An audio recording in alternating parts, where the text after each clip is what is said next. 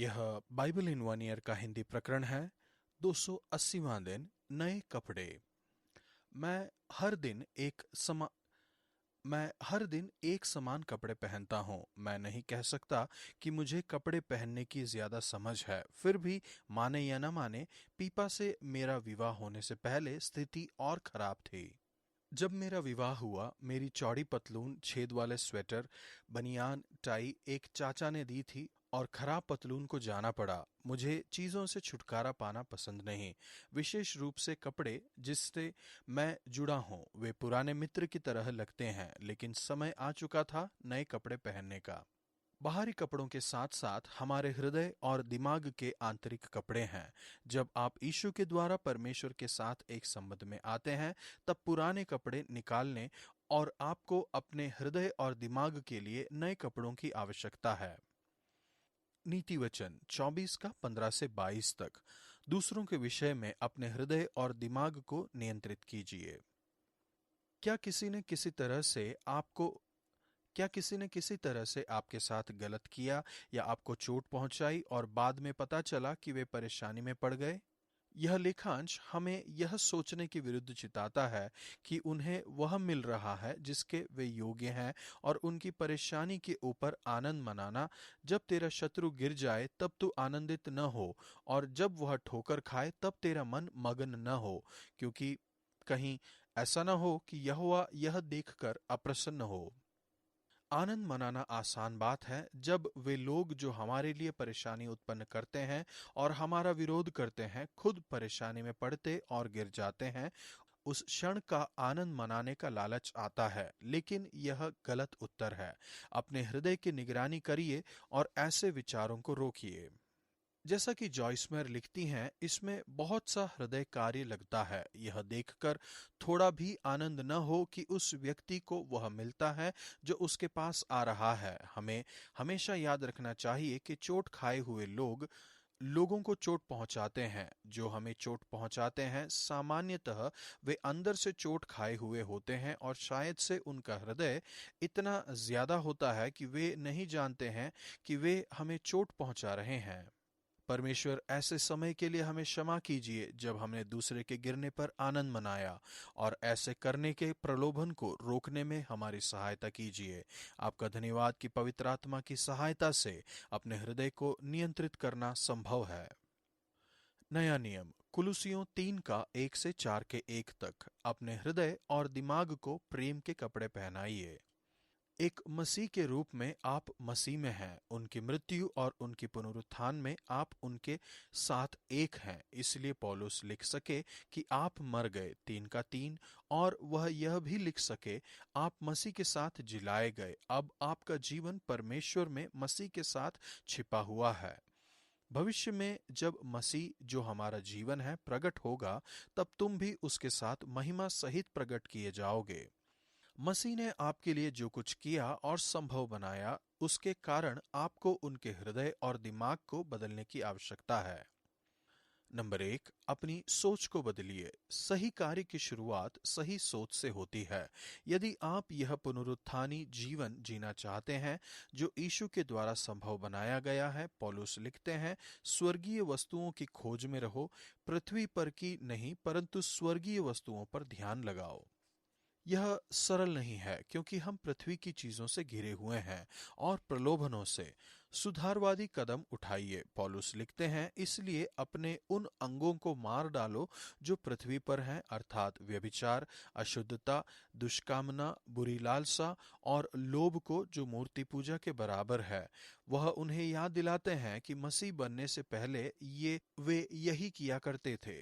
पुराने मनुष्यत्व को उसके कामों समेत उतार डाला है। आपको अवश्य ही अपने आप को बुरी चीजों से छुड़ाना है। क्रोध, रोष, बैर भाव, निंदा और मुंह से गाली बकना, ये सब बातें छोड़ दो। एक दूसरे से झूठ मत बोलो, क्योंकि तुमने पुराने मनुष्यत्व को अपने कामों समेत उतार डाला है और नए मनुष्यत्व को पहन लिया है, जो अपने सृजनहार के रूप के अनुसार ज्ञान प्राप्त करने के लिए बनाया गया है। जो अपने सृजनहार के स्वरूप के अनुसार ज्ञान प्राप्त करने के लिए नया बनता जाता है।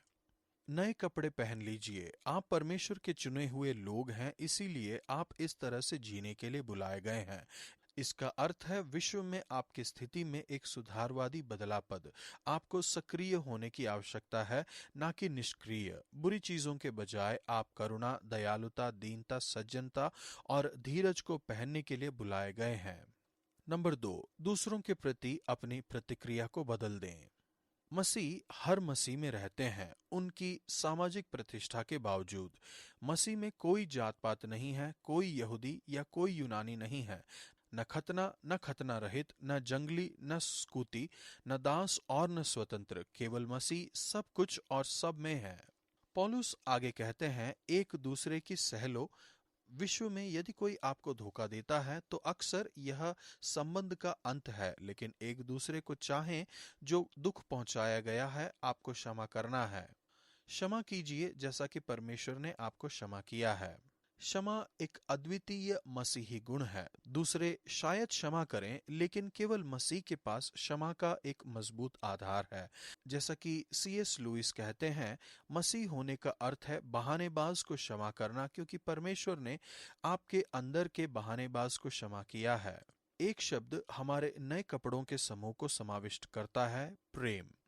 पौलुस लिखते हैं, इन सब के ऊपर प्रेम को जो सिद्धता का कटिबद्ध है बांध लो। प्रेम केवल एक भावना नहीं है, यह एक कार्य है। यह ऐसा कुछ है जिसे आप पहन लेते हैं। जैसे आप अपने भौतिक कपड़े पहनते हैं, वैसे ही आपको प्रेम को पहनना है। यह मसीह समुदाय की सुंदरता है। मसीह आपके संबंध में एक मूलभूत बदलाव लाते हैं। जिस तरह से मसीह बर्ताव करते हैं वह विश्व से बहुत अलग है और इसे बहुत आकर्षित होना चाहिए। यह कैसे संभव है? आपको अवश्य ही अपने हृदय और दिमाग को सही स्थान में रखना है। जैसा कि पौलुस लिखते हैं, मसीह की शांति जिसके लिए तुम एक देह होकर बुलाए भी गए हो, तुम्हारे हृदय में राज्य करे। परमेश्वर की शांति आपके हृदय में एक पहरेदार की तरह काम करती है, आपको बताते हुए कि क्या अंतर है और क्या बाहर है। एक प्रश्न जो आपको पूछना चाहिए किसी भी निर्णय के बारे में जो मैं करने जा रहा हूं। नंबर 3, यीशु के प्रति आपके व्यवहार को बदलिए। मसीह के वचन के द्वारा नियमित रूप से मार्गदर्शन लीजिए। पौलुस कहते हैं, मसीह के वचन को अपने हृदय में अधिकाई से बसने दो और सिद्ध ज्ञान सहित एक दूसरे को सिखाओ और चिताओ, और अपने मन में अनुग्रह के साथ परमेश्वर के लिए भजन और संतुलित ज्ञान और आत्मिक गीत गाओ। इस प्रकार का समुदाय परमेश्वर की आराधना और पवित्र शास्त्र में मसीह के वचन के सुनने पर आधारित होगा।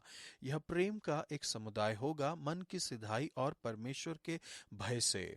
इसमें कठिन परिश्रम भी होगा, चाहे आप एक मालिक हैं या एक दास।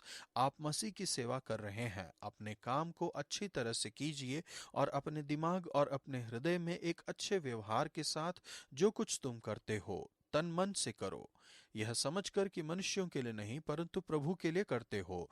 तुम प्रभु मसीह की सेवा करते हो। परमेश्वर आज मेरी सहायता कीजिए कि करुणा, दयालुता, दीनता, सज्जनता और धीरज का एक जीवन जियो। क्षमा करने में मेरी सहायता कीजिए जैसे आपने मुझे क्षमा किया है। होने दीजिए कि आपकी शांति मेरे हृदय में राज्य करे। पुराना नियम यिर्मयाह 14 का 1 से 15 के 21 तक। परमेश्वर की ओर आपके हृदय और दिमाग की दिशा को बदलिए। यिर्मयाह की पुस्तक पश्चाताप के लिए एक पुकार है जो यिर्मयाह के हृदय से शुरू होती है। यह सुनकर यहोवा ने यूं कहा, यदि तू फिरे तो मैं फिर से तुझे अपने सामने खड़ा करूंगा। यदि तू अनमोल को कहे और निकम्मे को न कहे, तब तू मेरे मुख के समान होगा। पछतावे का अर्थ है अपने हृदय और दिमाग को बदलना और परमेश्वर की ओर फिरना। यिर्मयाह परमेश्वर का राजदूत था। उसने परमेश्वर के वचन को सुनने पर अपना हृदय और दिमाग लगाया। यह आज के झूठे भविष्यवक्ता से बिल्कुल विपरीत है। ये भविष्यवक्ता मेरा नाम लेकर झूठी भविष्यवाणी करते हैं।